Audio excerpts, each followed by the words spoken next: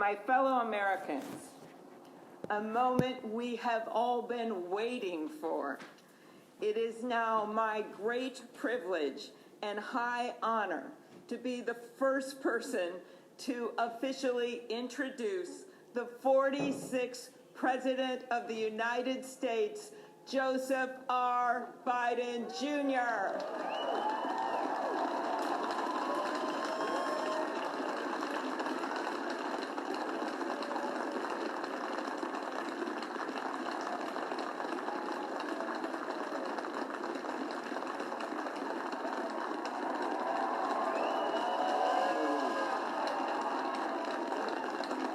Chief Justice Roberts, Vice President Harris, Speaker Pelosi, Leader Schumer, Leader McConnell, Vice President Pence, and my distinguished guests, my fellow Americans. This is America's day. This is democracy's day, a day of history and hope, of renewal and resolve. Through a crucible for the ages, America has been tested anew, and America has risen to the challenge.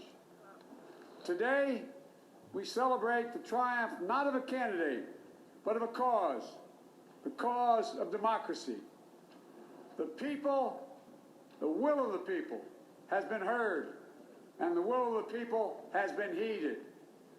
We've learned again that democracy is precious. Democracy is fragile. And at this hour, my friends, democracy has prevailed. So now, on this hallowed ground where just a few days ago, violence sought to shake the Capitol's very foundation, we come together as one nation, under God, indivisible, to carry out the peaceful transfer of power as we have for more than 2 centuries. As we look ahead in our uniquely American way, restless, bold, optimistic, and set our sights on the nation we know we can be and we must be. I thank my predecessors of both parties for their presence here today. I thank them from the bottom of my heart. And I know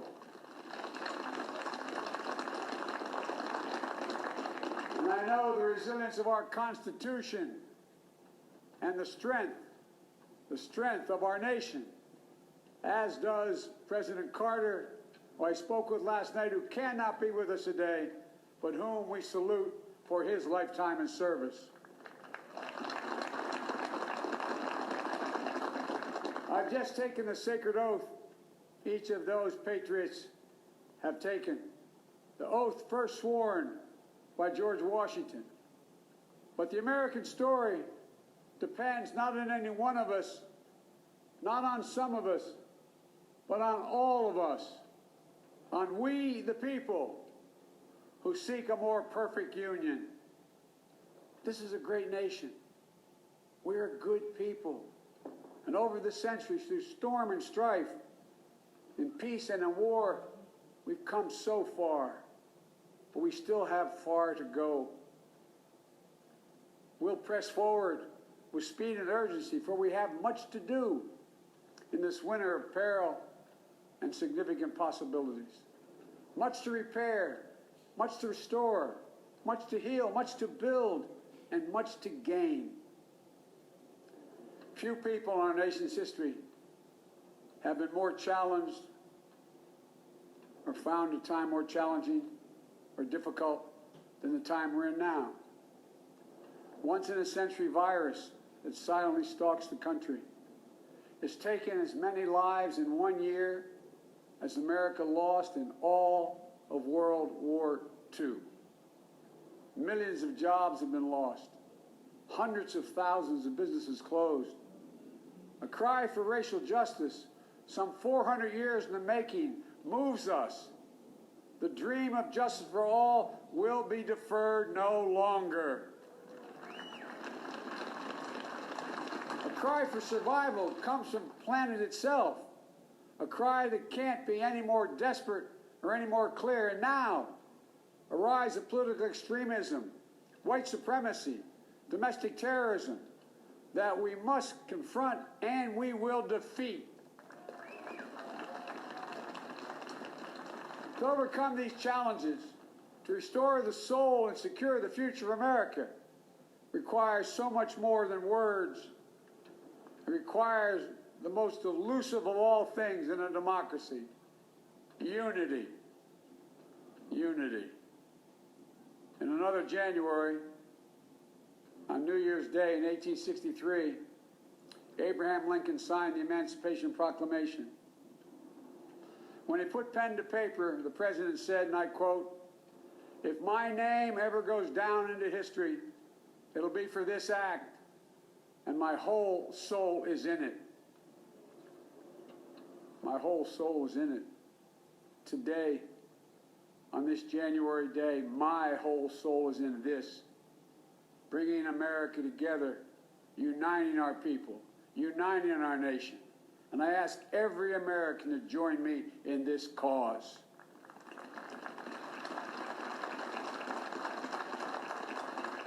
Uniting to fight the foes we face: anger, resentment and hatred, extremism, lawlessness, violence, disease, joblessness, and hopelessness. With unity, we can do great things, important things. We can right wrongs. We can put people to work in good jobs. We can teach our children in safe schools. We can overcome the deadly virus. We can reward work and rebuild the middle class and make health care secure for all. We can deliver racial justice, and we can make America once again the leading force for good in the world. I know speaking of unity can sound to some like a foolish fantasy these days. I know the forces that divide us are deep and they are real. But I also know they are not new. Our history has been a constant struggle between the American ideal that we're all created equal and the harsh, ugly reality that racism, nativism, fear, demonization have long torn us apart. The battle is perennial, and victory is never assured. Through Civil War, the Great Depression, World War, 9/11, through struggle, sacrifice, and setbacks, our better angels have always prevailed. In each of these moments, enough of us have come together to carry all of us forward. And we can do that now. History, faith, and reason show the way of unity. We can see each other not as adversaries, but as neighbors. We can treat each other with dignity and respect. We can join forces, stop the shouting, and lower the temperature. For without unity, there is no peace, only bitterness and fury. No progress, only exhausting outrage. No nation, only a state of chaos. This is our historic moment of crisis and challenge. And unity is the path forward. And we must meet this moment as the United States of America. If we do that, I guarantee you we will not fail. We have never, ever, ever, ever failed in America when we've acted together. And so today, at this time, in this place, let's start afresh, all of us. Let's begin to listen to one another again, hear one another, see one another, show respect to one another.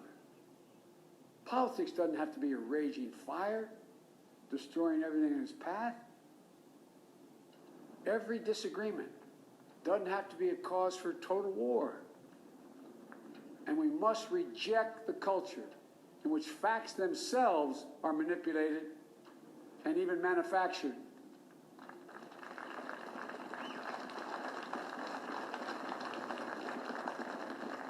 My fellow Americans, we have to be different than this.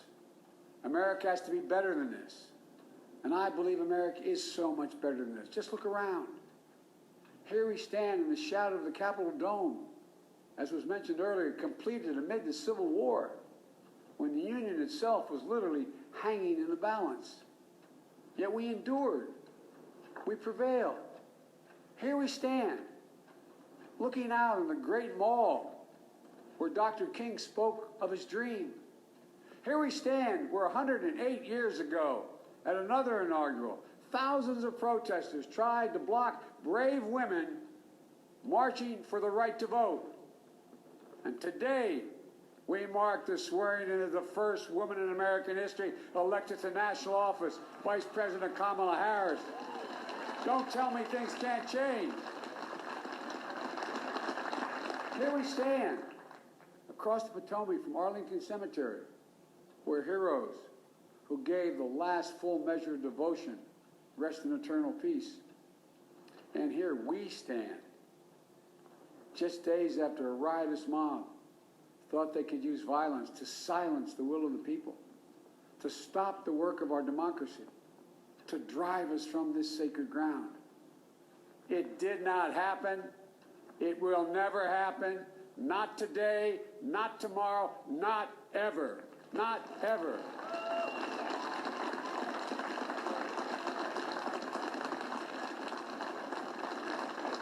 To all those who supported our campaign, I'm humbled by the faith you've placed in us. To all those who did not support us, let me say this. Hear me out as we move forward. Take a measure of me and my heart. If you still disagree, so be it. That's democracy. That's America.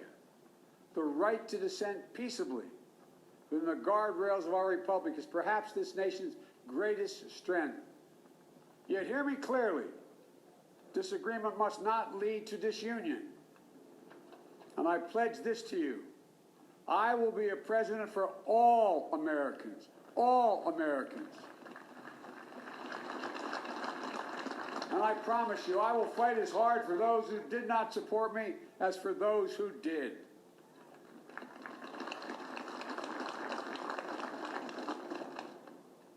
Many centuries ago, St. Augustine, a saint of my church, wrote that a people was a multitude defined by the common objects of their love.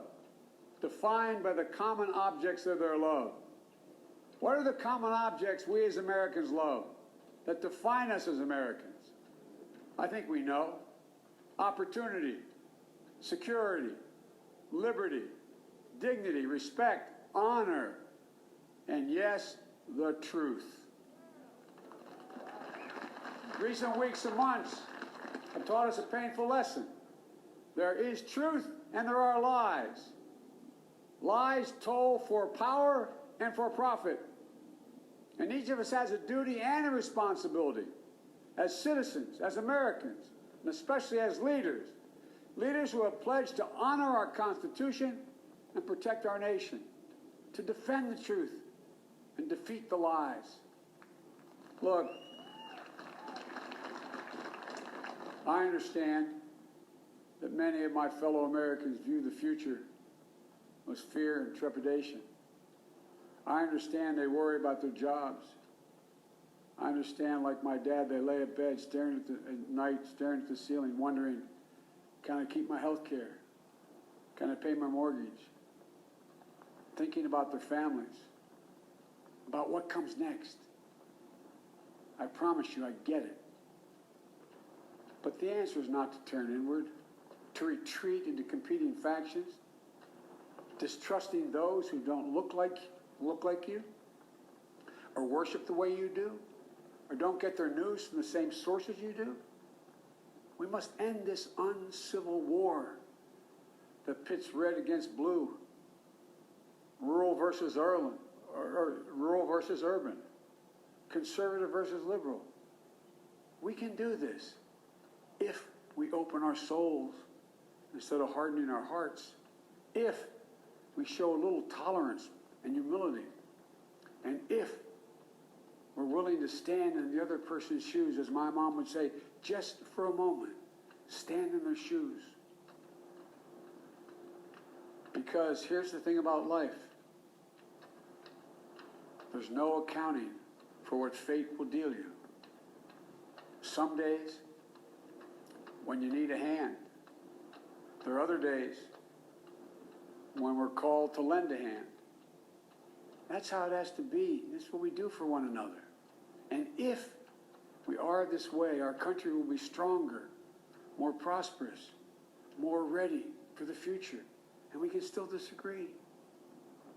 My fellow Americans, in the work ahead of us, we're going to need each other. We need all our strength to persevere through this dark winter. We're entering what may be the toughest and deadliest period of the virus. We must set aside politics and finally face this pandemic as one nation. One nation. And I promise you this, as the Bible says, weeping may endure for a night, but joy cometh in the morning. We will get through this together. Together. Look, folks, all my colleagues I serve with in the House and the Senate up here, we all understand the world is watching all of us today. So here's my message to those beyond our borders. America has been tested, and we've come out stronger for it. We will repair our alliances and engage with the world once again. Not to meet yesterday's challenges, but today's and tomorrow's challenges. And we'll lead not merely by the example of our power, but by the power of our example.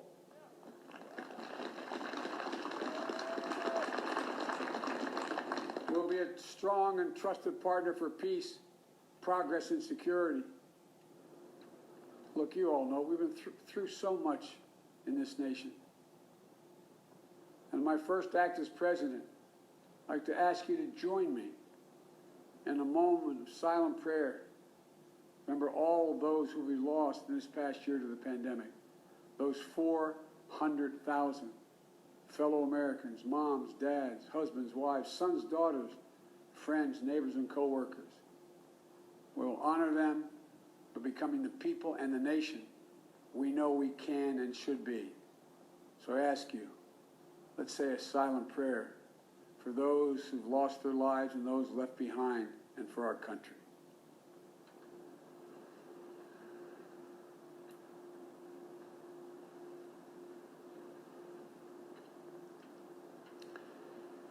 Amen. Folks, this is a time of testing. We face an attack on our democracy and on truth, a raging virus, growing inequity, the sting of systemic racism, a climate in crisis, America's role in the world. Any one of these would be enough to challenge us in profound ways. But the fact is, we face them all at once, presenting this nation with one of the gravest responsibilities we've had. Now we're going to be tested. Are we going to step up, all of us? It's time for boldness, for there's so much to do. And this is certain. I promise you, we will be judged, you and I, by how we resolve these cascading crises of our era. We will rise to the occasion is the question. Will we master this rare and difficult hour? Will we meet our obligations and pass along a new and better world to our children? I believe we must. I'm sure you do as well. I believe we will. And when we do, we'll write the next great chapter in the history of the United States of America, the American story.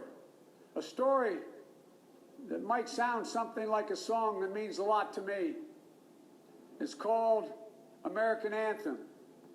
And there's one verse that stands out, at least for me, and it goes like this. The work and prayers of century have brought us to this day. What shall be our legacy? What will our children say? Let me know in my heart when my days are through. America, America, I gave my best to you. Let's us add our own work and prayers to the unfolding story of our great nation. If we do this, then when our days are through, our children and our children's children will say of us, they gave their best, they did their duty, they healed a broken land. My fellow Americans, I close the day where I began, with the sacred oath. Before God and all of you, I give you my word. I will always level with you. I will defend the Constitution. I'll defend our democracy. I'll defend America. And I'll give all of you, keep everything I do in your service, thinking not of power, but of possibilities, not of personal interest, but the public good. And together, we shall write an American story of hope, not fear, of unity, not division, of light, not darkness, a story of decency and dignity, love and healing, greatness and goodness. May this be the story that guides us, the story that inspires us, and the story that tells ages yet to come that we answered the call of history. We met the moment. Democracy and hope, truth and justice did not die on our watch but thrived. That America secured liberty at home and stood once again as a beacon to the world. That is what we owe our forebears, one another, and generation to follow. So, with purpose and resolve, we turn to those tasks of our time, sustained by faith, driven by conviction, and devoted to one another and the country we love with all our hearts. May God bless America, and may God protect our troops. Thank you, America.